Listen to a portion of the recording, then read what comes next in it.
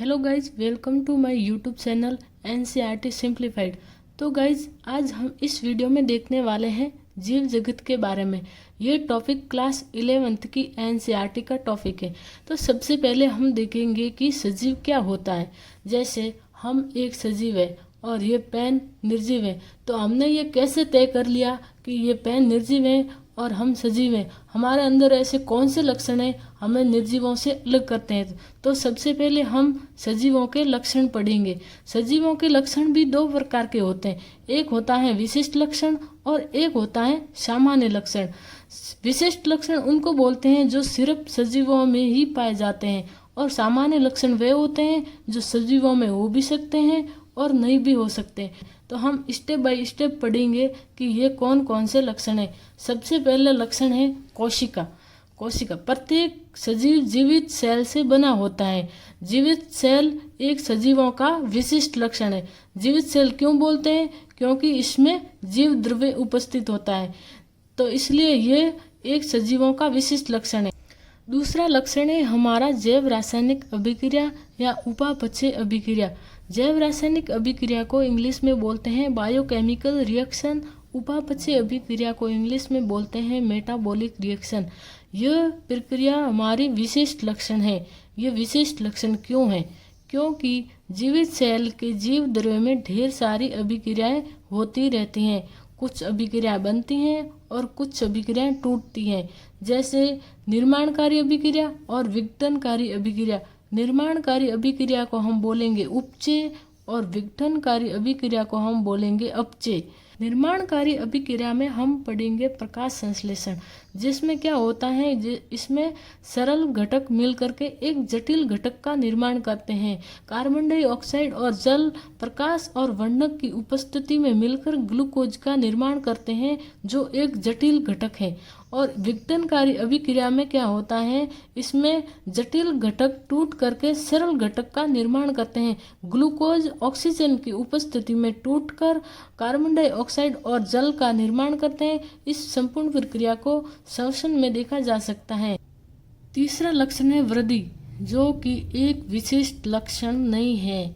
इस वृद्धि के भी दो मापदंड होते हैं। एक होता है कोशिका की संख्या का बढ़ जाना और दूसरा होता है भार का बढ़ जाना। जैसे आपने देखा होगा कि जो छोटा बच्चा होता है वो उसकी कोशिकाओं की संख्या कम होती है। जैसे जैसे वो बड़ा होता है उनके कोशिकाओं की संख्या बढ़ जाती है, और कोशिकाओं की संख्या बढ़ जाती है तब भार भी बढ़ जाता है। जैसे हम बूढ़े होते हैं तो कोशिकाओं की संख्या कमी हो जाती है और हमारा भार भी घट जाता है। उसको हम बुढ़ापे में वृद्धि नेगेटिव होना माना जाएगा। जैसे ये विशिष्ट लक्षण क्यों नहीं है? क्योंकि जैसे एक रेत का टीला है, मरुस्थल में आपने देखा होगा कि रेत के टीले होते हैं, बहुत सारे रेत के टीले होते हैं। तो ये एक टीला है, ये मृदा है। मृदा क्या होती है? निर्जीव। मृदा क्या होती है? निर्जीव। तो निर्जीव होती है, जैसे हवा चलती है तो ये रेत का टीला क्या हो जाता है? बड़ा हो जाता है। तो इसके भार में क्या हो जाती है? वृद्धि, भार बढ़ जाता है। लेकिन ये है तो निर्जीव, तो इसलिए हम इसको विशिष्ट लक्षण ना बोल के इसको बोलेंगे सामान्य लक्षण। सजीवों का चौथा लक्षण है प्रजनन। सबसे पहले तो हम ये देखेंगे कि प्रजनन होता क्या है। अपने ही समान नई संतति उत्पन्न करना ही क्या कहलाता है? प्रजनन। प्रजनन विशिष्ट लक्षण नहीं है। इसका मतलब ये हुआ कि यह सजीवों में हो भी सकता है और नहीं भी हो सकता है। एग्जाम्पल देखेंगे, खच्चर। खच्चर होता है वो नर गधा और मादा घोड़ी के क्रॉस से बनता है, लेकिन यह प्रजनन नहीं कर पाता है तो ये सजीव, लेकिन ये प्रजनन नहीं करता है, इसलिए इसको हम विशिष्ट लक्षण नहीं बोलेंगे। प्रजनन सजीवों का लक्षण है, लेकिन ये आवश्यक नहीं है कि हर सजीव में हो। जैसे कोई दंपति होती हैं वो भी प्रजनन नहीं कर पाती हैं, इसलिए इनको हम विशिष्ट लक्षण न बोल के इसको हम बोलेंगे सामान्य लक्षण। पांचवा लक्षण है संवेदनशीलता तथा अनुकूलन।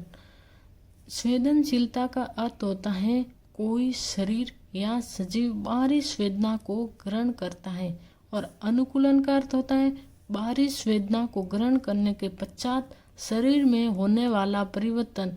इसको क्या बोलते हैं, अनुकूलन। संवेदनशीलता और अनुकूलन को हम एग्जाम्पल के रूप में देखें तो जैसे हम कई बार जा रहे होते हैं तो हमारे पैर में अचानक से कांटा चुभ जाता है, तो हम क्या करते हैं, अपने पैर को वहाँ से हटा लेते हैं, तो वो हमारी संवेदना के प्रति एक अनुकूलन हो जाता है। यह सजीवों का विशिष्ट लक्षण है और यह हर सजीव में मिलता है।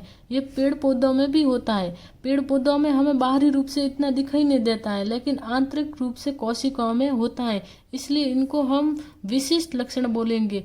6 नंबर पर हमारा लक्षण है गति। यह विशिष्ट लक्षण नहीं है, क्योंकि जैसे आपने देखा होगा कि पेड़ पौधे गति नहीं करते हैं और प्राणी गति करते हैं, तो इनको हम सामान्य लक्षण बोलेंगे।